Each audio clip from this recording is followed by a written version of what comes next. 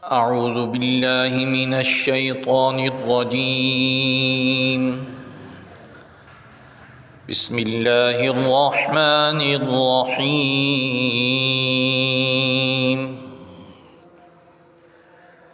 الحمد لله الذي أنزل على عبده الكتاب ولم يجعل له عوجا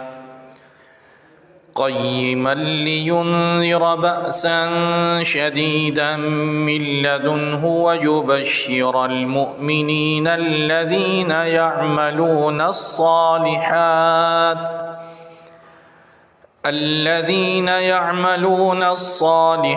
أن لهم أجرا حسنا ماكثين فيه أبدا وينذر الذين قالوا اتخذ الله ولدا ما لهم به من علم ولا لآبائهم كبرت كلمة تخرج من أفواههم إن يقولون إلا كذبا فلعلك باخع نفسك على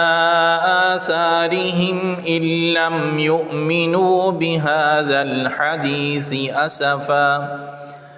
إنا جعلنا ما على الأرض زينة لها لنبلوهم أيهم أحسن عملا وإنا لجاعلون ما عليها صعيدا جرزا أم حسبت أن أصحاب الكهف والرقيم كانوا من آياتنا عجبا إذ أوى الفتية إلى الكهف فقالوا ربنا آتنا من لدنك رحمة وهيئ لنا من أمرنا رشدا فضربنا على آذانهم في الكهف سنين عددا ثم بعثناهم لنعلم أي الحزبين أحصى لما لبثوا أمدا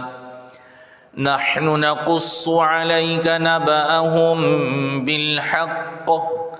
إنهم فتية آمنوا بربهم وزدناهم هدى وربطنا على قلوبهم إذ قاموا فقالوا ربنا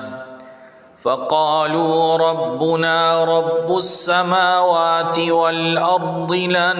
ندعو من دونه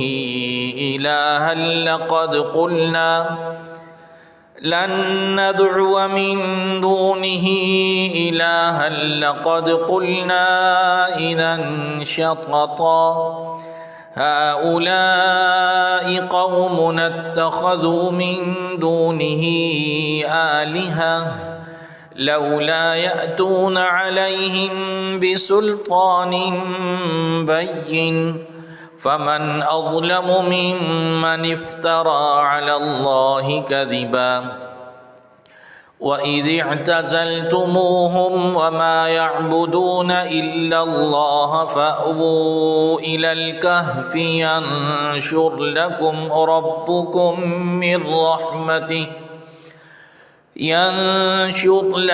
ربكم من رحمته ويهيئ لكم من أمركم مرفقا وترى الشمس إذا طلعت تزاور عن كهفهم ذات اليمين وإذا غربت تقرضهم ذات الشمال وهم في فجوة منه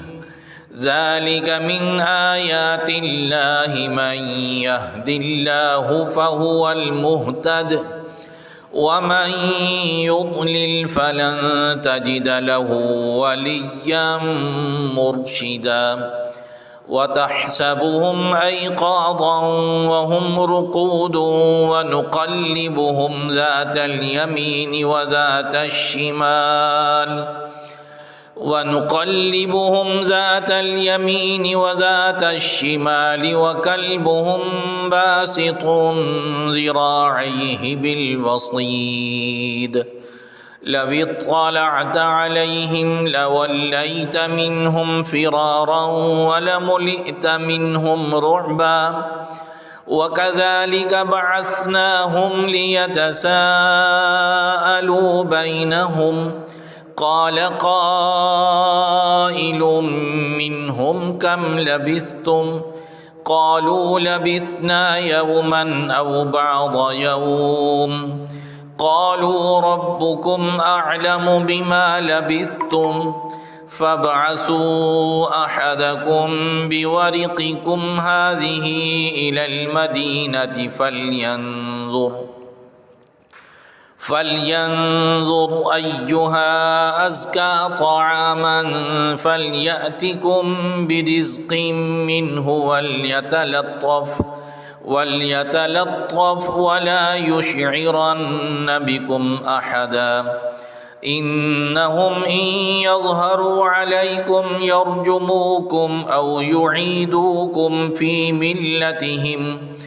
أو يعيدوكم في ملتهم ولن تفلحوا إذا أبدا وكذلك أعثرنا عليهم ليعلموا أن وعد الله حق وأن الساعة لا ريب فيها إذ يتنازعون بينهم أمرهم فقالوا ابنوا عليهم بنيانا ربهم أعلم بهم قال الذين غلبوا على أمرهم لنتخذن عليهم مسجدا سيقولون ثلاثة رابعهم كلبهم ويقولون خمسة سادسهم كلبهم رجما بالغيب ويقولون سبعة وثامنهم كلبهم قل ربي أعلم بعدتهم ما يعلمهم إلا قليل فلا تمار فيهم إلا مراء ظاهرا ولا تستفت فيهم منهم أحدا ولا تقولن لشيء إني فاعل ذلك غدا إلا أن يشاء الله واذكر ربك إذا نسيت وقل عسى أن يهديني ربي لأقرب من هذا رشدا ولبثوا في كهفهم 300 سنين وازدادوا 9 قل الله أعلم بما لبثوا له غيب السماوات والأرض أبصر به وأسمع ما لهم من دونه من ولي ولا يشرك في حكمه أحدا واتل ما أوحي إليك من كتاب ربك لا مبدل لكلماته ولن تجد من دونه ملتحدا واصبر نفسك مع الذين يدعون ربهم بالغداة والعشي يريدون وجهه ولا تعد عيناك عنهم تريد زينة الحياة الدنيا ولا تطع من أغفلنا قلبه عن ذكرنا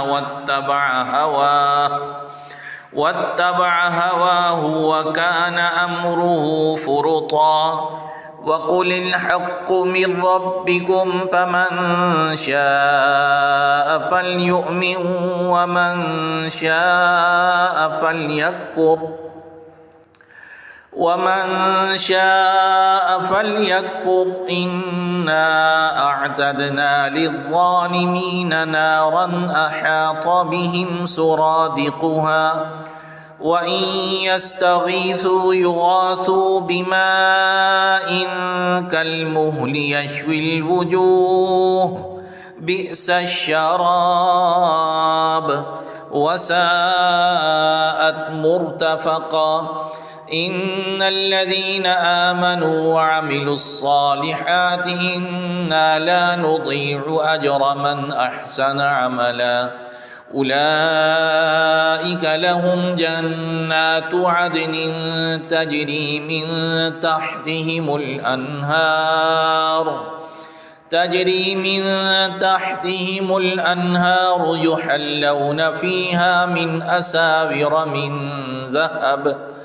يحلون فيها أساور من ذهب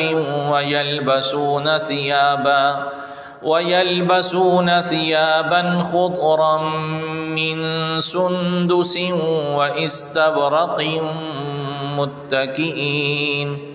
واستبرق متكئين فيها على الأرائك نعم الثواب وحسنت مرتفقا واضرب لهم مثل الرجلين جعلنا لأحدهما جنتين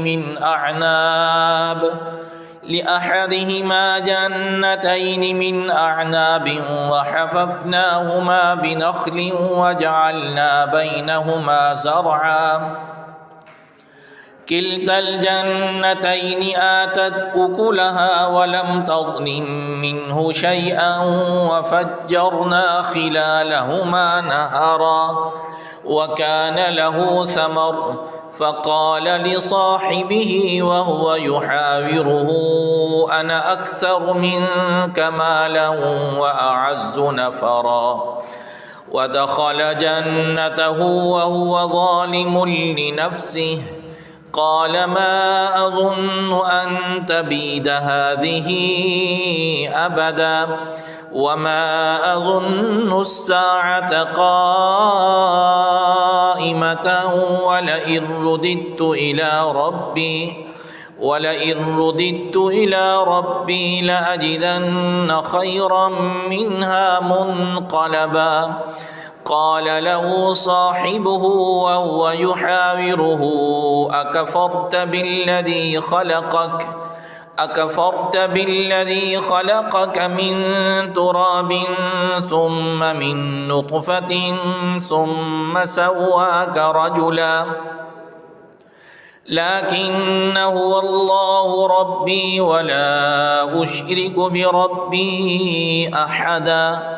ولولا إذ دخلت جنتك قلت ما شاء الله لا قوة إلا بالله إن ترني أنا أقل منك مالا وولدا فعسى ربي أن يؤتيني خيرا من جنتك ويرسل عليها حسبانا من السماء فتصبح صعيدا زلقا أو يصبح ماؤها غورا فلن تستطيع له طلبا وأحيط بثمره فأصبح يقلب كفيه على ما أنفق فيها وهي خاوية على عروشها ويقول يا ليتني لم أشرك بربي أحدا ولم تكن له فئة ينصرونه من دون الله وما كان منتصرا هنالك الولاية لله الحق هو خير ثوابا وخير عقبا واضرب لهم مثل الحياة الدنيا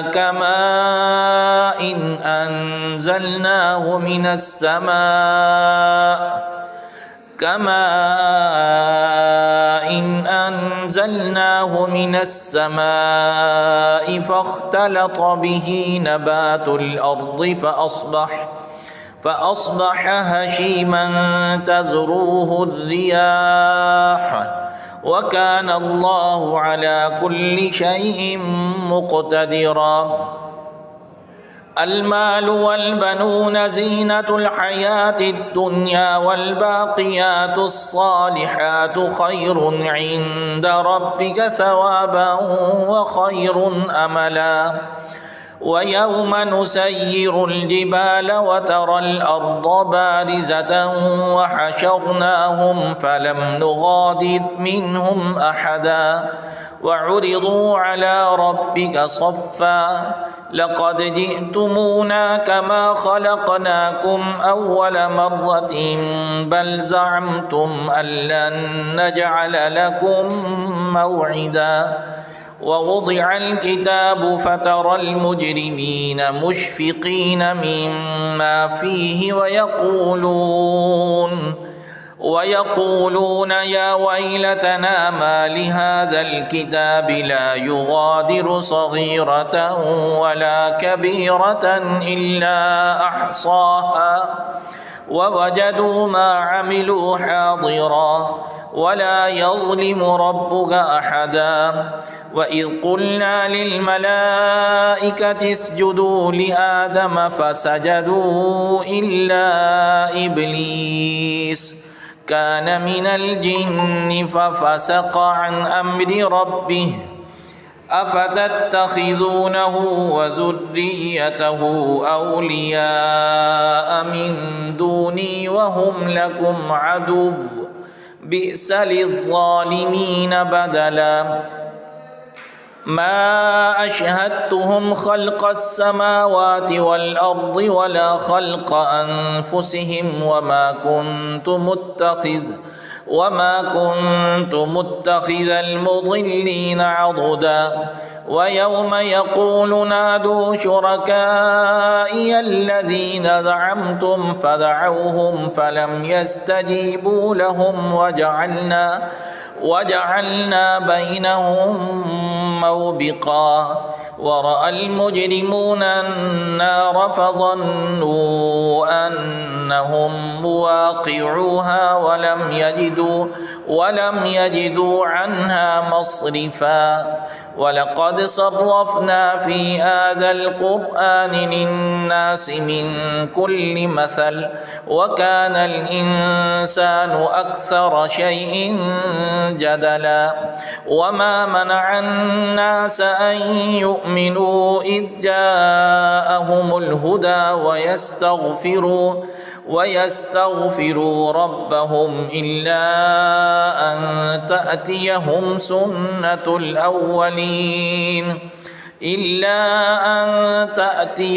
سنة الأولين أو يأتيهم العذاب قبلا. وما نرسل المرسلين إلا مبشرين ومنذرين ويجادل الذين كفروا بالباطل ليدحضوا به الحق واتخذوا آياتي وما أنذروا هزوا. ومن أظلم ممن ذكر بآيات ربه فأعرض عنها ونسي ما قدمت يداه. إنا جعلنا على قلوبهم أكنة أن يفقهوه وفي آذانهم وقرا وإن تدعهم إلى الهدى فلن يهتدوا إذا أبدا. وربك الغفور ذو الرحمة لو يؤاخذهم بما كسبوا لعجل لهم العذاب بل لهم موعد لن يجدوا من دونه موئلا. وتلك القرى أهلكناهم لما ظلموا وجعلنا لمهلكهم موعدا وإذ قال موسى لفتاه لا أبرح حتى أبلغ مجمع البحرين أمضي حقبا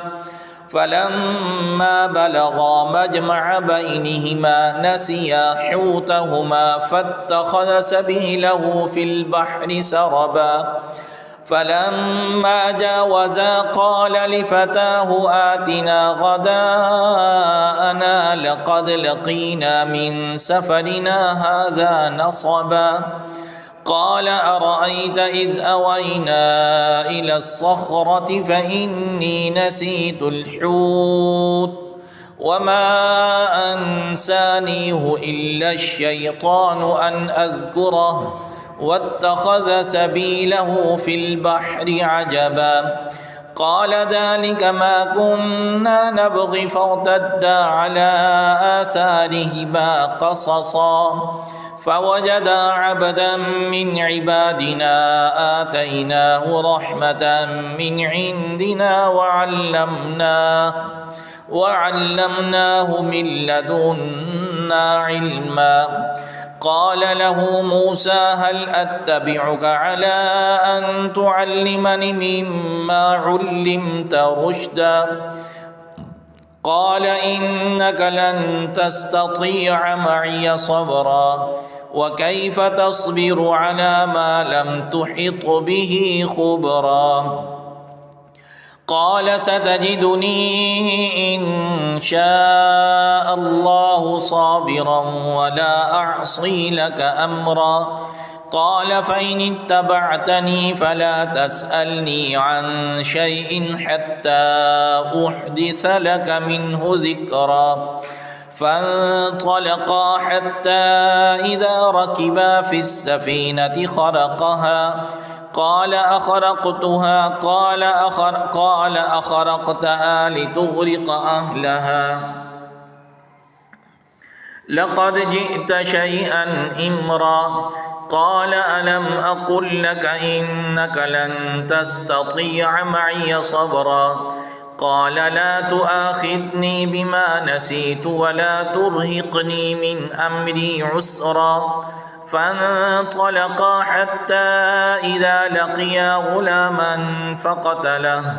فقتله قال أقتلت نفسا زكية بغير نفس لقد جئت شيئا نكرا قال ألم أقل لك إنك لن تستطيع معي صبرا قال إن سألتك عن شيء بعدها فلا تصاحبني قد بلغت من لدني عذرا فانطلقا حتى إذا أتيا أهل قرية استطعما أهلها فأبوا أن يضيفوهما فوجدا فيها جدارا يريد أن ينقض فأقامه قال لو شئت لاتخذت عليه أجرا قال هذا فراق بيني وبينك سأنبئك بتأويل ما لم تستطع عليه صبرا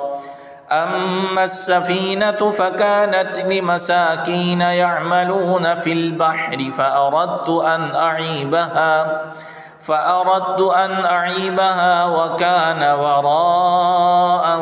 ملك يأخذ كل سفينة غصبا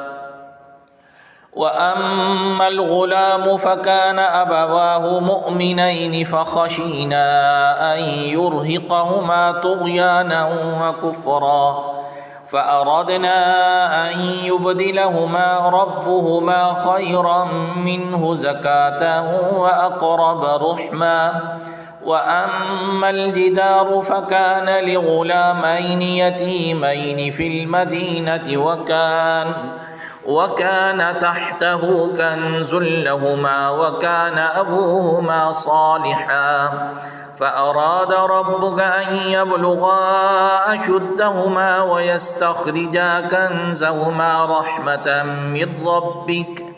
وما فعلته عن أمري ذلك تأويل ما لم تستطع عليه صبرا ويسألونك عن ذي القرنين قل سأتلو عليكم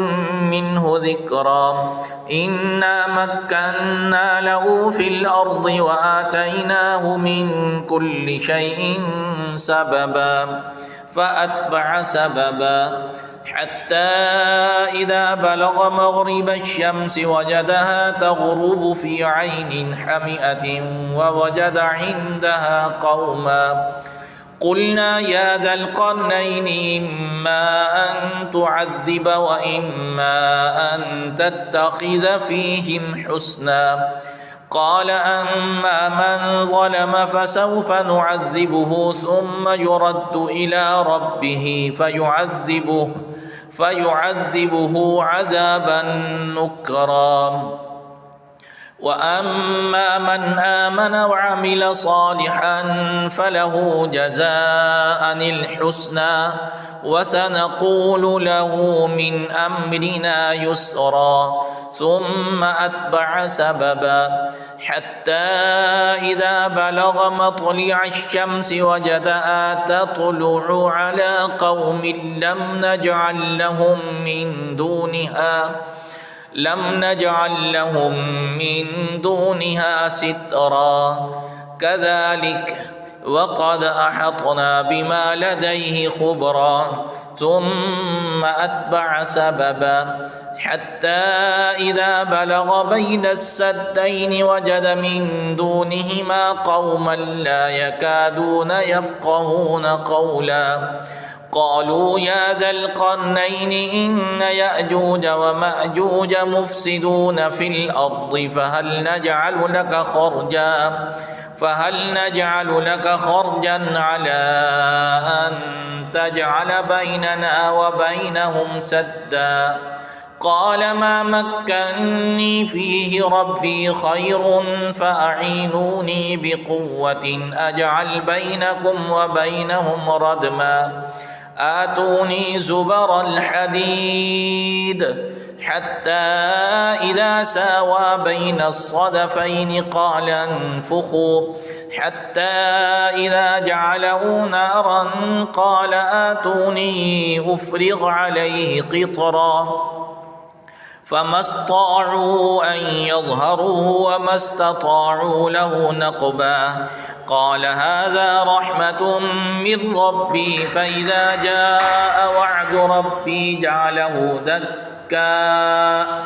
وكان وعد ربي حقا فتركنا بعضهم يومئذ يموج في بعض ونفخ في الصور فجمعناهم جمعا وعرضنا جهنم يومئذ للكافرين عرضا الذين كانت أعينهم في غطاء عن ذكري وكانوا لا يستطيعون سمعا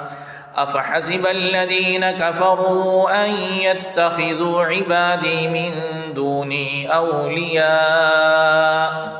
إنا أعتدنا جهنم للكافرين نزلا قل هل ننبئكم بالأخسرين أعمالا الذين ضل سعيهم في الحياة الدنيا وهم يحسبون أنهم يحسنون صنعا أولئك الذين كفروا بآيات ربهم ولقائه فحبطت أعمالهم فلا نقيم لهم يوم القيامة وزنا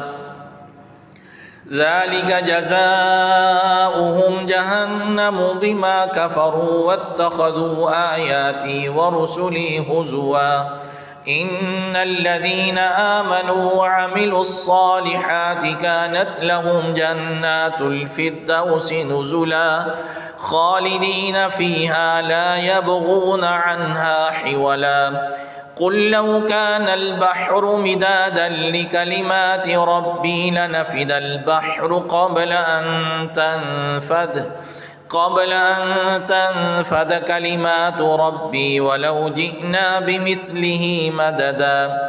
قل إنما أنا بشر مثلكم يوحى